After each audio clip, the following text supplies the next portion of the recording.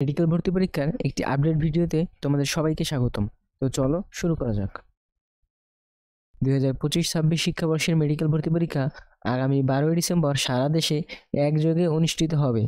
স্বাস্থ্য শিক্ষা ও পরিবার কল্যাণ মন্ত্রণালয়ে এক সভায় ভর্তি পরীক্ষার এই তারিখটি চূড়ান্ত করা হয়। থাকছে না লিখিত অংশ। স্বাস্থ্য শিক্ষা অধিদপ্তরের মহাপরিচালক অধ্যাপক ডাক্তার নাজমুল হোসেন বলেন, ফল প্রকাশে বিলম্ব হবে এই ভেবে লিখিত পরীক্ষা থেকে সরে সাধারণ জ্ঞান, মানবিক গুণাবলীতে হবে মেডিকেল ভর্তি পরীক্ষা। 5 মার্ক অথবা 10 মার্ক যুক্ত হতে পারে সাধারণ জ্ঞানের সাথে, যা অন্যান্য সাবজেক্টের সাথে সমন্বয় করা হবে। মেডিকেল ভর্তি পরীক্ষা এমসিকিউ পদ্ধতিতেই অনুষ্ঠিত হবে। সাধারণ জ্ঞান অংশে 10 নম্বরের প্রশ্ন থাকে, সেটি বাড়িয়ে 15 অথবা 20 মার্ক করা হতে পারে।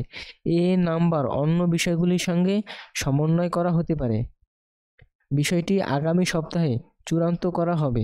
মেডিকেল ভর্তি পরীক্ষার সকল আপডেট জানতে আমাদের চ্যানেলটি সাবস্ক্রাইব করে পাশে থাকতে পারো।